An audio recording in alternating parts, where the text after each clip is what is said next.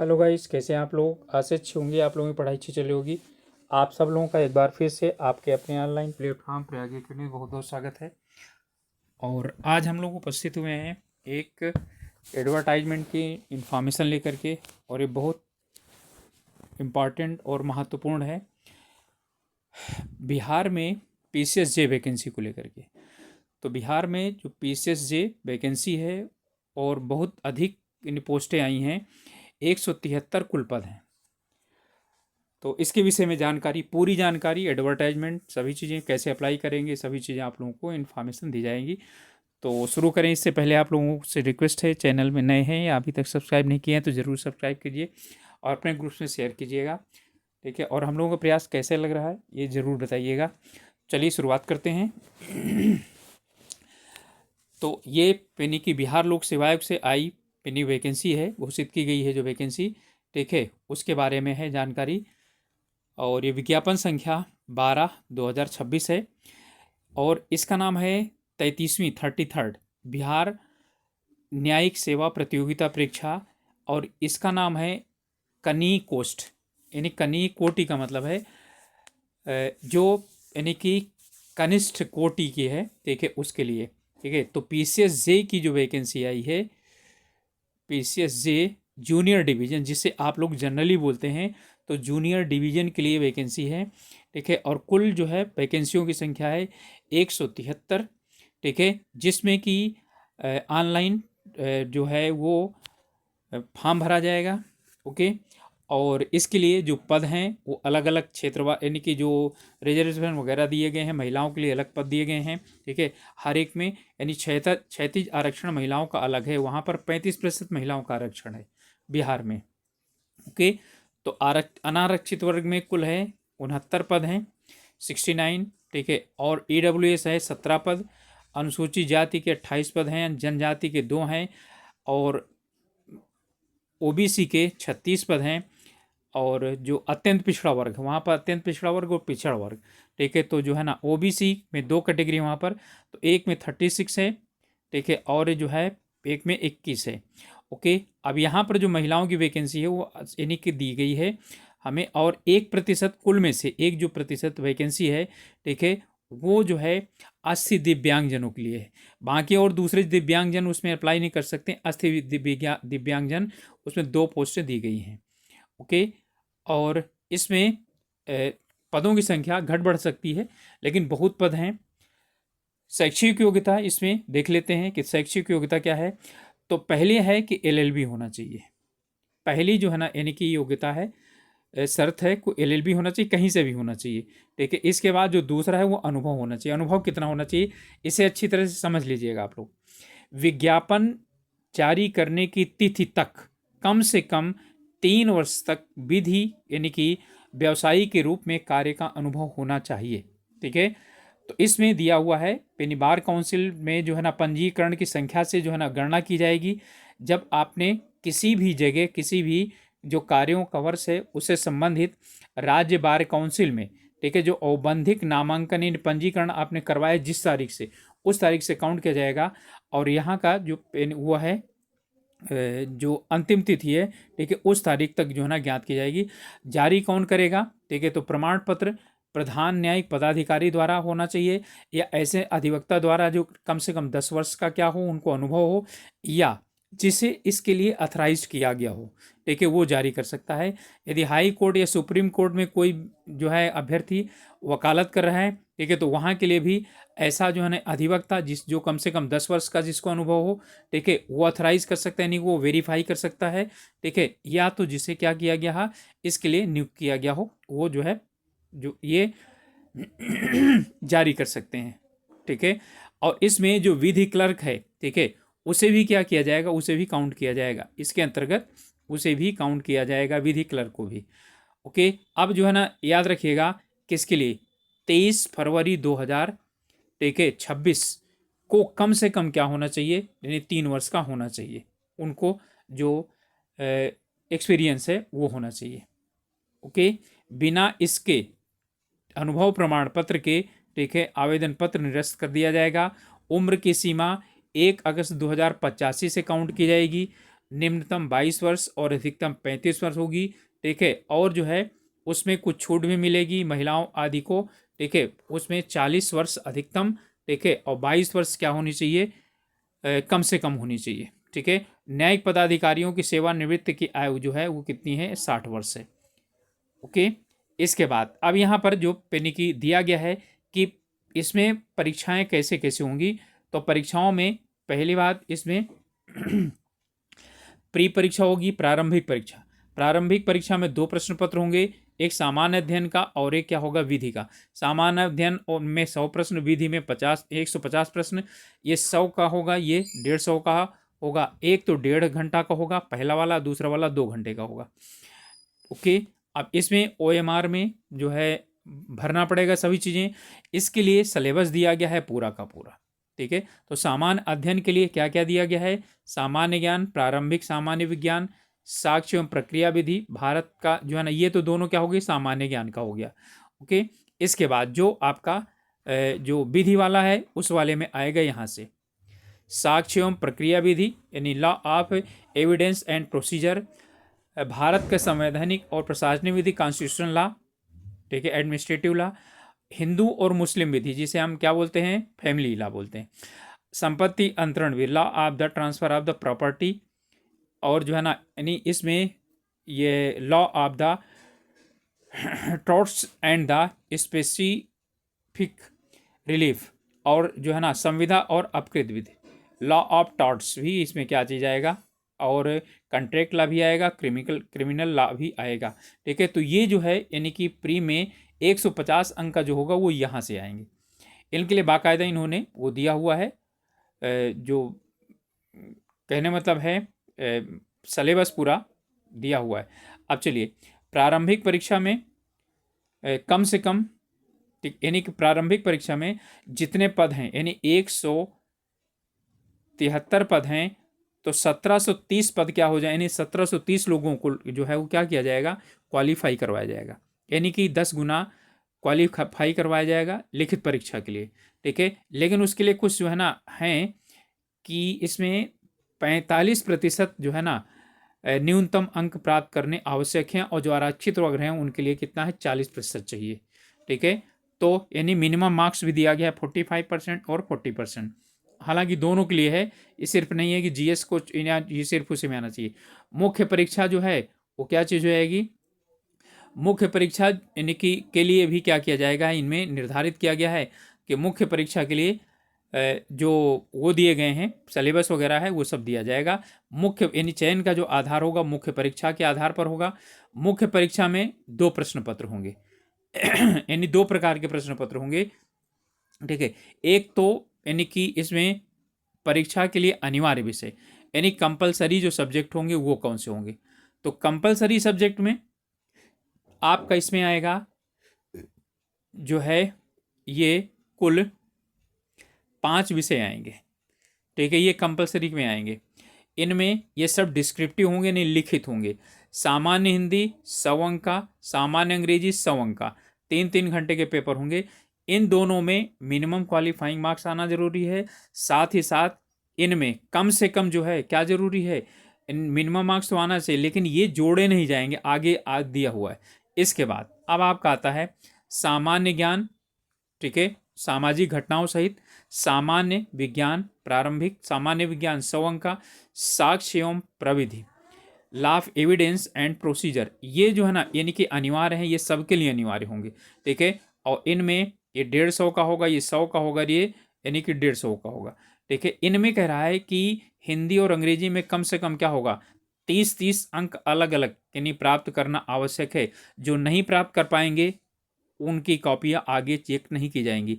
और यहाँ क्लियर दिया हुआ है, ठीक है, सामान्य हिंदी और अंग्रेजी क्या होगा, वो मेरिट में नहीं जोड़े जाएंगे। ओके, इसके बाद है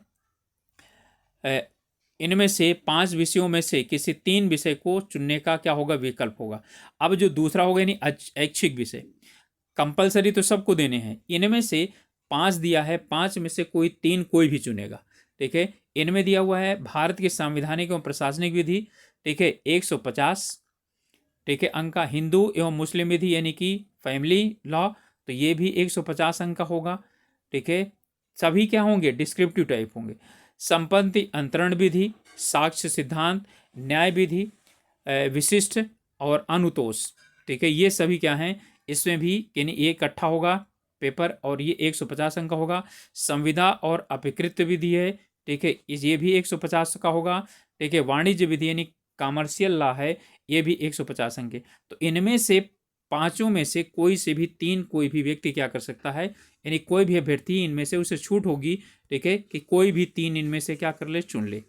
ठीक है, जो तीन चुनेगा उसी को ही क्या करना पड़ेगा, वो एग्जाम देना पड़ेगा उसको। ठीक है, अब इसमें जो है पाठ्यक्रम दिया गया है आपका, ये पूरा का पूरा क्या है, इस तरह से पाठ्यक्रम दिए गए हैं। और इनमें जब कोई क्या होगा, लिखित परीक्षा में व्यक्ति सफल हो जाएगा और जो है ना उसे 100 अंकों का उसका साक्षात्कार लिया जाएगा।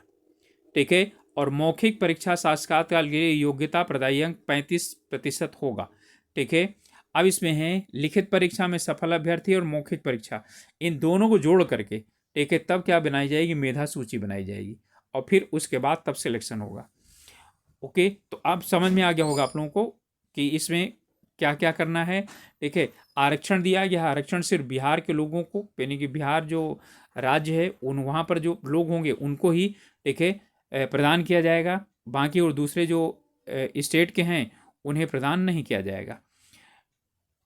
ओके, तो अब इसके बाद यहाँ पर कोड दिए गए हैं, जो भी कोड हैं इसमें 1 2 3 4 5 ठीक है 6 7 7 जो है ना कोड वो डालने पड़ेंगे फॉर्म भरते समय। अब इसमें जो है आयोग में जब आप अप्लाई करेंगे तो इस वाले में कई चीज़ें हैं कि आपको जब कोई चीज़ वैसे भेजना नहीं पड़ेगा, लेकिन आपके पास क्या होना चाहिए, ये एविडेंस होने चाहिए। ठीक है, ऑनलाइन जब आप फॉर्म भर देंगे तो जो जो आपके पास डॉक्यूमेंट है वो डॉक्यूमेंट्स क्या होना चाहिए। ठीक है, मैट्रिक का अंक पत्र, विधि स्नातक डिग्री, ठीक है, विधि का अंक पत्र, महाविद्यालय द्वारा, ठीक है, जिस महाविद्यालय से आपने एलएलबी किया था उस सत्र में उसके प्रधानाचार्य द्वारा एक लिखित आपके पास क्या होना चाहिए, एविडेंस होना चाहिए कि आपने जो जिस सत्र में किया है उस सत्र में वो जो है बार काउंसिल ऑफ इंडिया से वो एफिलिएटेड था कॉलेज। ओके, तो ये जो है ना इन्हीं को उसमें चाहिए। और जो है इसमें राज्य का बार काउंसिल का यानी पंजीकरण, अनुभव प्रमाण पत्र, ठीक है, किस महाविद्यालय यानी कि महाविद्यालय में जो है आपने सबसे अंत में जब अध्ययन किया है वहाँ से कैरेक्टर सर्टिफिकेट, ठीक है, पिछड़ा वर्ग या जो भी है SC ST OBC EWS इनका क्या है सभी का जो वो है मतलब कि प्रमाण पत्र। इसके बाद NOC, कहीं पर आप कार्य कर रहे हैं तो उसके लिए फोटो पहचान पत्र, और जो है ना हाल में खिंचा हुआ 4 यानी कि पासपोर्ट आकार का फोटो, लिखित परीक्षा के लिए भरे गए आवेदन पत्र। ठीक है, हार्ड कॉपी की उसकी जो है ना हार्ड कॉपी होगी। ये इंटरव्यू के समय यानी डॉक्यूमेंट्स वेरिफिकेशन के समय इनको क्या करना पड़ेगा, ठीक है, उपस्थित करना पड़ेगा, देना पड़ेगा। ठीक है, अब चलिए सामान्य प्रशासन विभाग बिहार लोक सेवा आयोग द्वारा अभी जो प्रारंभिक परीक्षा है इसके लिए क्या है 100 रुपये जो है आपको 100 रुपये का शुल्क भुगतान करना पड़ेगा और वो भी क्या होगा ऑनलाइन देना पड़ेगा। ठीक है, तो ये जो है यानी परीक्षा शुल्क किसी भी यानी कि कहीं पर भी जो है किसी भी बैंक से जारी किया जाएगा और वहाँ पर जो है ना ये इसमें चार्ज भी लगाया जा सकता है। ठीक है, ऐसे अभ्यर्थी जिनके द्वारा ऑनलाइन आवेदन पत्र में पहचान पत्र के रूप में आधार संख्या अंकित नहीं की जाती है, ध्यान रखिएगा, जो अपने आधार से बहुत नोट करिएगा, जिन्होंने अपने फॉर्म भरते समय उसमें आधार संख्या नहीं लिखी है उन्हें बायोमेट्रिक फीस के रूप में 200 रुपये अतिरिक्त, यानी कि कुल 100 रुपये तो फीस हो गई। ठीक है, और 200 रुपये ये यानी कि कुल कितना हो गया 300 रुपये फीस क्या करना पड़ेगा, जमा करना पड़ेगा। इसलिए आधार कार्ड बना है उसे दीजिए, 200 रुपये क्या हो जाएंगे यानी बच जाएंगे। अब लास्ट डेट है, ठीक है, शुरुआत कब से होगा 25 तारीख से शुरुआत होगा, 25 फरवरी 2026 से। ठीक है, और अंतिम तिथि है 18 मार्च 2026 तक है। ओके, ऑनलाइन भरे हुए आवेदन पत्र की किसी तरह की कोई भी हार्ड कॉपी आयोग को भेजने की आवश्यकता नहीं है। ठीक है, और ना ही कोई जो है यानी कि ऑनलाइन में जो भी आपने लिखा है, ठीक है, उनकी हार्ड कॉपी किसी को भेजना आवश्यक है। ओके, सिर्फ और सिर्फ जो है कब जब भी ज़रूरत होगी, ठीक है, डॉक्यूमेंट्स वेरिफिकेशन में उस समय देना पड़ेगा। ठीक है, और यहाँ पर जो यानी कि जितना भी जो ये एडवर्टाइजमेंट नोट किया गया है, डाउनलोड किया गया है, इसे आप लोग भी डाउनलोड करिए, पूरा पढ़िए।